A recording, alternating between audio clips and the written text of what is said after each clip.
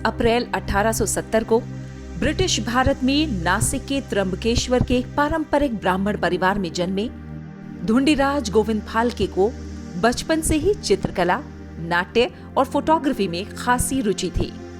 पारंपरिक शिक्षा जे school of art में पूरी करने के बाद ढूंढीराज गोविंद फाल्के बड़ौदा के कला भवन पहुंचे और यहीं से उन्होंने अपने हुनर को तराशना शुरू किया। हर फन मौला फाल्के का मन किसी एक पेशे में टिक नहीं सका। उन दिनों मशहूर राजा रवि वर्मा के देवी देवताओं के रंगीन चित्रों की धूम मची हुई थी। राजा रवि वर्मा से प्रभावित फाल्के ने जल्द ही राजा रवि वर्मा का प्रेस ज्वाइन कर लिया। प्रेस की सफलता और चित्रों की मांग को देखकर रिश्तेदारों ने उन्हें खुद का प्रेस शुरू करने की सलाह दी और जल्द ही फाल्के ने साझेदारी में एनग्रेविंग और प्रिंटिंग का अपना काम शुरू कर दिया। अपने लक्ष्मी आर्ट प्रिंटिंग वर्कर्स के छापखाने के प्रमुख तकनीशियन के रूप में साल 1909 में वो जर्मनी गए, लेकिन जल्द ही पार्टनरों के बीच मतभेद शुरू हो गए। आखिरकार दादा साहब को प्रेस का काम छोड़ना पड़ा। प्रिंटिंग व्यवसाय की असफलता के बाद फाल्के निराश हो गए। कहा जाता है इसके बाद काफी समय तक फाल्के काम से दूर रहे और लगभग बैरागी सा जीवन बिताने लगे। लेकिन जल्द ही समय बदलने वाला था। बात साल 1911 की है। एक साइलेंट फिल्म आई, द लाइफ ऑफ क्राइस्ट। ईसा मसीह के जीवन पर आधारित इस फिल्म को देखने फाल्के भी पहुंचे। कई दर्शकों के साथ थिएटर में फिल्म देख रहे फाल्के फिल्म में ऐसे डूबे कि उनके जहन में ईसा मसीह की तरह भारतीय देवी देवताओं की चलचित्र में बदलती तस्वीरें उभरने लगी। द लाइफ ऑफ क्राइस्ट के जरिए पहली बार फाल्के को चलचित्र मीडियम की जादू का एहसास हुआ। उनके पिताजी संस्कृत के जानकार थे, विद्वान थे और इन्होंने कला की शिक्षा ग्रहण की थी मुंबई में ही, और मूलतः पेंटर थे। तो पेंटिंग करना उनको आता था, मेकअप करना आता था, ये सब कई चीज़ें उन्होंने सीखी थी। फोटोग्राफी उनको आती थी और वो राजा रवि वर्मा की पेंटिंग को उदाहरण के तौर पर उन्होंने एक टेक्नोलॉजी से दूसरे टेक्नोलॉजी में ट्रांसफ़र भी किया था। तो प्रिंटिंग का काम भी वो किया करते थे। द लाइफ ऑफ क्राइस्ट का दादा साहब फाल्के के मनसपटल पर इतना गहरा असर पड़ा कि वो 2 दिन तक सो नहीं पाए। आखिरकार उन्होंने तय कर लिया कि वो भी भारतीय धार्मिक और मिथकीय चरित्रों को रुपहले पर्दे पर जीवंत करेंगे। ये वो दौर था जब देश में अंग्रेजों का शासन था और संसाधनों का अभाव था, लेकिन दादा साहब धुन के पक्के थे। एक तय तरीके से उन्होंने फिल्म निर्माण से जुड़ी जानकारियां इकट्ठा करनी शुरू कर दी। उन्होंने बंबई में मौजूद थिएटरों की सारी फिल्में देख डाली। 2 महीने तक वो हर रोज शाम 4 से 5 घंटे सिनेमा देखते और बाकी समय फिल्म बनाने की उधेड़ बुन में लगे रहते। इन सब का फाल्के की सेहत, खासकर आंखों पर खासा असर पड़ा। कहा जाता है कि ऐसा समय आया जब फाल्के करीब करीब दृष्टिहीन से हो गए, लेकिन धुन के पक्के फाल्के डॉक्टर के उपचार और 3-4 चश्मों की मदद से फिल्म बनाने के जुनून में फिर से जुट गए। जुनून था एक खालिस स्वदेशी फिल्म उद्योग के निर्माण का। इसमें सबसे बड़ी चुनौती पैसों की थी। ना तो कोई धन देने को तैयार था, ना साझेदारी के लिए। लेकिन इस सब से पहले जरूरत थी फिल्म निर्माण के लिए जरूरी मशीनों और तकनीक को समझने की।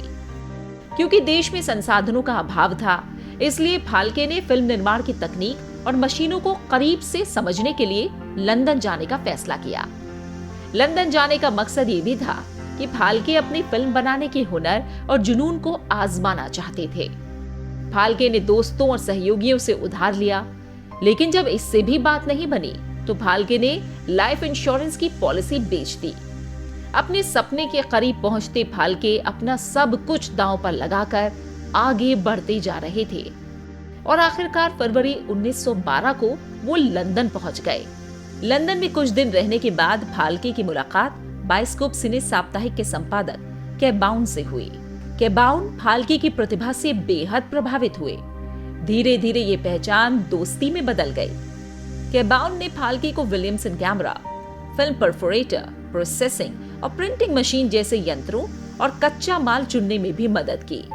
कुछ समय बाद कैबाउन ने फाल्के की मुलाकात लंदन के प्रसिद्ध फिल्म निर्माता सेसिल हेपवर्थ से करवाई, जिनसे फाल्के ने फिल्म निर्माण के गुर सीखे। लंदन में कई संभावनाएं और प्रस्ताव होने के बावजूद 3 महीने बाद फाल्के वतन लौट आए। वतन वापसी के समय फाल्के के पास कैमरा और प्रिंटिंग मशीन के अलावा अगर कुछ था तो वो था एक सपना खालिस हिंदुस्तानी फिल्म इंडस्ट्री के निर्माण का।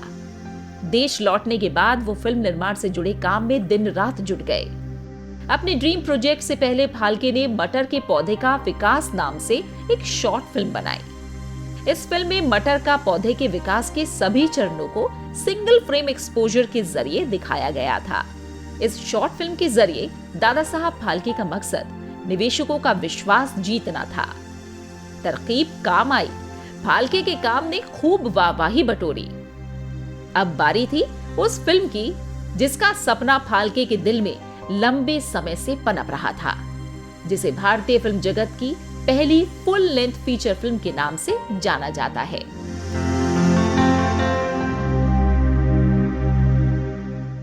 फिल्म राजा हरिश्चंद्र।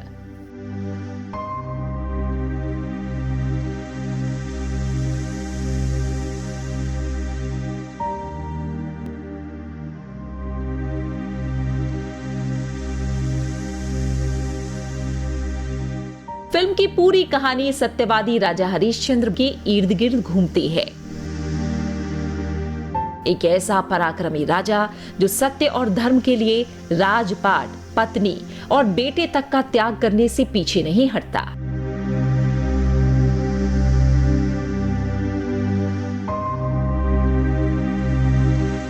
ये एक साइलेंट फिल्म थी।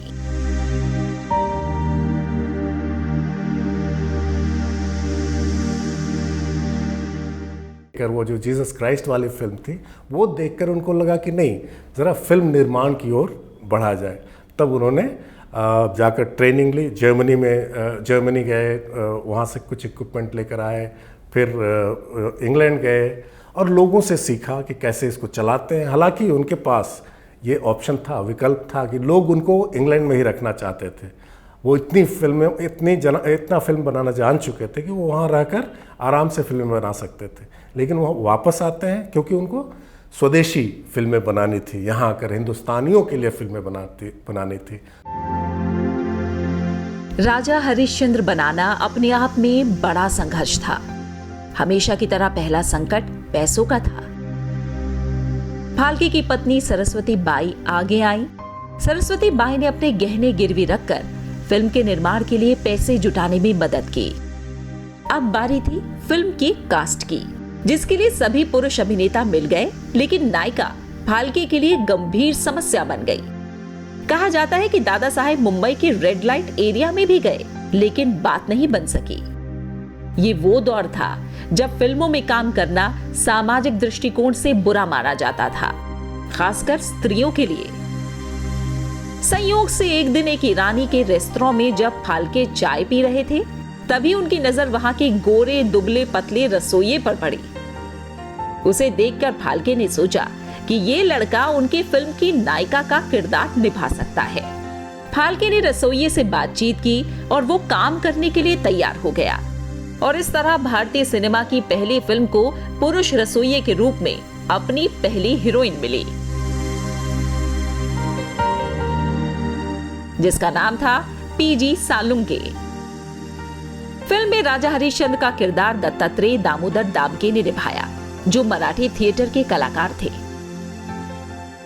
फिल्म के अन्य कलाकार थे साने, तेलांग, शिंदे और औंधकर। वहीं दादा साहब के छोटे बेटे बालचंद्र डी फाल्के को फिल्म में छोटे राजकुमार की भूमिका दी गई।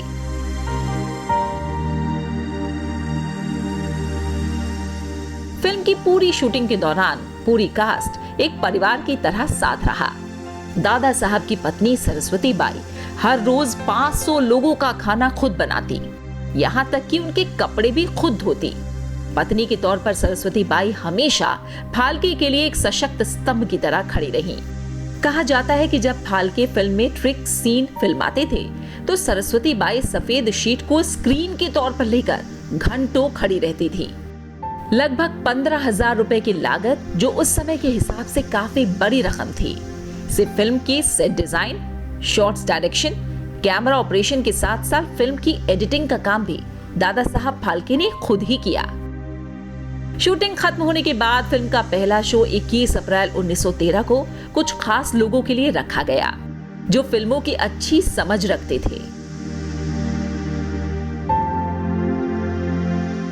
बंबई के ओलंपिया सिनेमा में फिल्म को प्रेस और लोगों से मिली प्रशंसा के बाद दादा साहब ने इसे आम लोगों के सामने लाने का फैसला किया और 3 मई 1913 को मुंबई के कोरोनेशन थिएटर में भारत की पहली फुल लेंथ फिल्म राजा हरिश्चंद्र रिलीज की गई।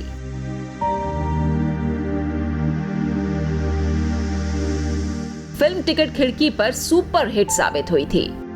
लगभग 40 मिनट की इस फिल्म को ग्रामीण इलाकों में दिखाने के लिए अतिरिक्त प्रिंट तक बनवाने पड़े।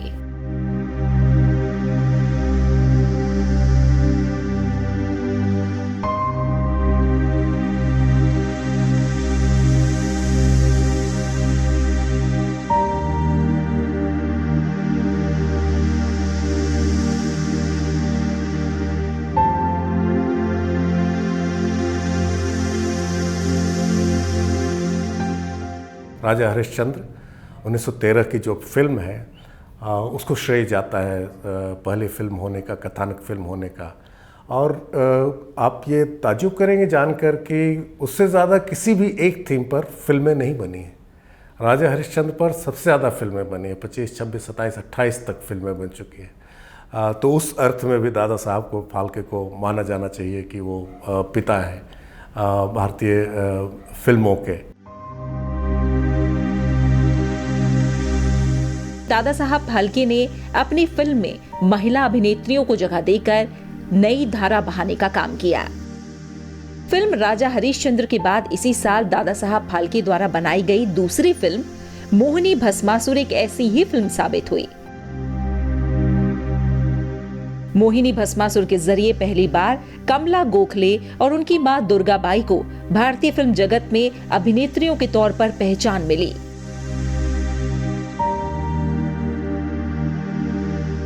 वहीं 1914 में दादा साहब फाल्के ने एक और पौराणिक चरित्र पर फिल्म बनाई।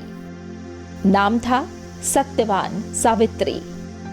पौराणिक चरित्र और कहानियों पर आधारित इन फिल्मों को लोगों का बहुत प्यार मिला और आगे चलकर राजा हरिश्चंद्र, मोहिनी भस्मासुर और सत्यवान सावित्री को लंदन में भी दिखाया गया।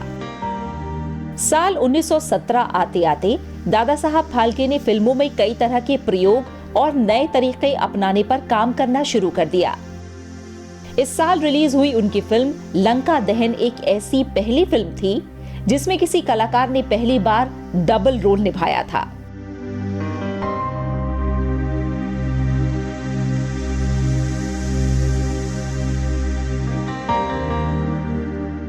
साल 1919 में दादा साहब फाल्के ने कालिया मर्दन नाम की फिल्म बनाई। इस फिल्म में फाल्के की बेटी मंदाकिनी ने कृष्णा का किरदार निभाया था। इन फिल्मों को दर्शकों का बहुत प्यार मिला। फाल्के की सारी फिल्मों ने धर्म में आस्था रखने वाले भारतीय समाज पर गहरा असर किया। फिल्म के दौरान सिनेमा हॉल मंदिर से नजर आते थे और देखने वालों की भीड़ में कोई दंडवत प्रणाम करता नजर आता तो कोई भक्ति रस में झूमता।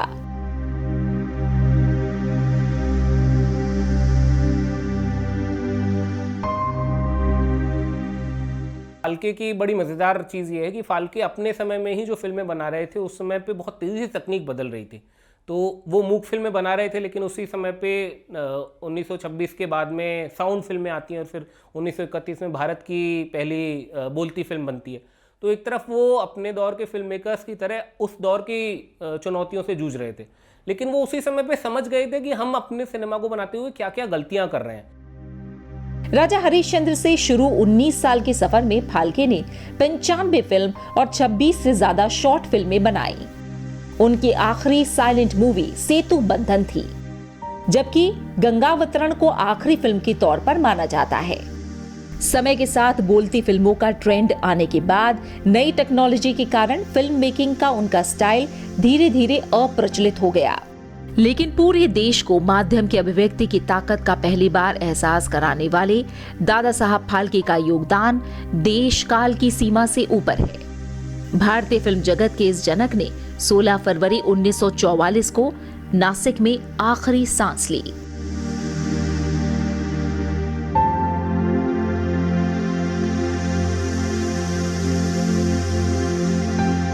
इस महान कला साधक का पूरा जीवन ही फिल्म निर्माण को समर्पित था। साल 1969 में दादा साहब फाल्के के जन्म शताब्दी वर्ष के दौरान भारत सरकार ने भारतीय सिनेमा जगत में उनके अभूतपूर्व योगदान को सम्मान देने के लिए दादा साहब फाल्के अवार्ड की शुरुआत की। ये भारतीय सिनेमा का सबसे प्रतिष्ठित पुरस्कार है, जिसे भारतीय सिनेमा में आजीवन योगदान के लिए दिया जाता है। तब से अब तक ये पुरस्कार राष्ट्रीय फिल्म पुरस्कार के लिए आयोजित समारोह में दिया जाता है। इस पुरस्कार में विजेता को सम्मान के तौर पर 10 लाख रुपए और स्वर्ण कमल दिया जाता है। 1969 में सबसे पहले ये सम्मान अभिनेत्री देविका रानी को दिया गया था। देविका रानी उस दौर की अभिनेत्री हैं, जब देश में महिलाओं के घर से बाहर निकलने को लेकर भी अवधारणाएं संकीर्ण थीं। लेकिन प्रतिभावान, खूबसूरत और मुखर अदाकारा की सोच समय से काफी आगे की थी। सामाजिक वर्जनाओं को तोड़कर देविका रानी ने फिल्मों में काम करके समाज के लिए एक नया उदाहरण पेश किया। साल 1933 में देविका रानी की फिल्म कर्मा इतनी लोकप्रिय हुई कि देविका कलाकार के स्थान पर स्टार कहलाने लगी। अब तक इस सम्मान से कई ऐसे दिग्गजों को नवाजा जा चुका है जिन्होंने सिनेमा के क्षेत्र में अभूतपूर्व योगदान दिया है। इस फेहरिस्त में कई महान निर्माता, निर्देशक, संगीतकार, कलाकार सभी शामिल हैं, जिनके योगदान ने फिल्म जगत को नया आयाम देने का काम किया।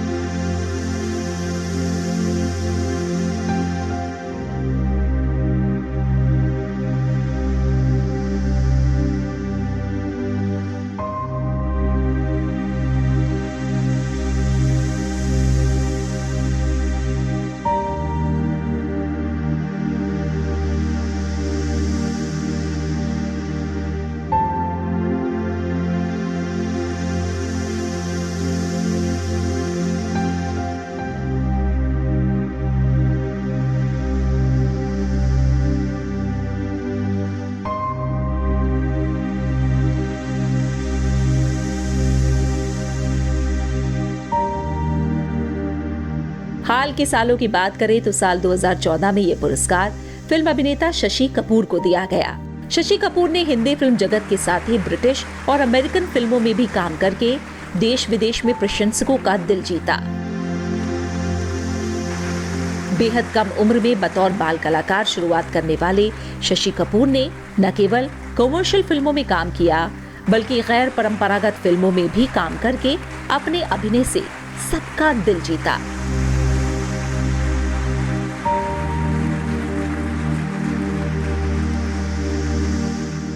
वहीं साल 2015 के लिए दादा साहब फाल्के पुरस्कार से अभिनेता मनोज कुमार को नवाजा गया। दिग्गज अभिनेता मनोज कुमार देशभक्ति के साथ फिल्मों में अभिनय और निर्देशन के लिए जाने जाते हैं। ज्यादातर फिल्मों में उनके किरदार का नाम भारत था। इस वजह से लोग उन्हें भारत कुमार भी कहने लगे। अपनी फिल्मों के जरिए इस कला साधक ने लोगों को देशभक्ति की भावना का गहराई से एहसास कराया।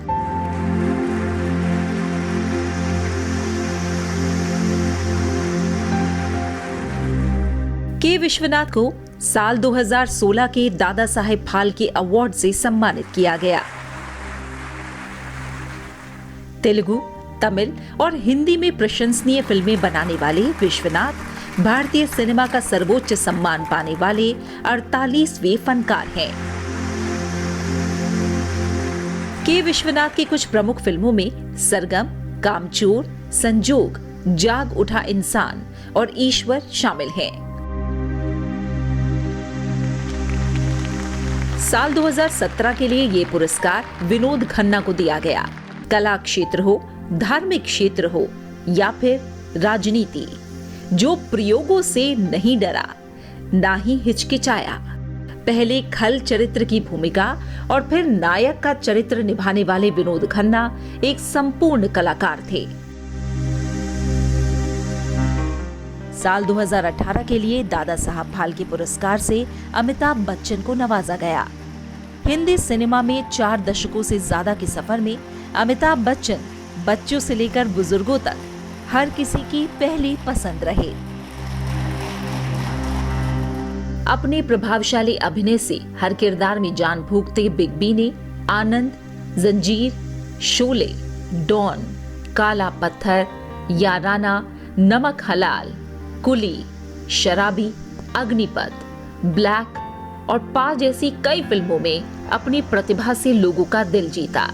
वो बॉलीवुड की ऐसी शख्सियत हैं जिनके प्रशंसक न सिर्फ भारत में बल्कि दुनिया भर में मौजूद हैं।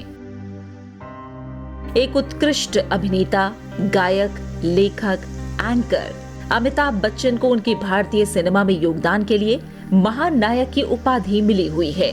दादा साहब फाल्के पुरस्कार पाने वाले इन सभी कला साधकों में एक बात मूलतः एक जैसी है और वो है कला के प्रति उनका संपूर्ण समर्पण और प्रतिबद्धता, जैसा कि खुद दादा साहेब फाल्के में था, जिसके सामने उन्हें हर संघर्ष और परेशानी हमेशा कम लगी।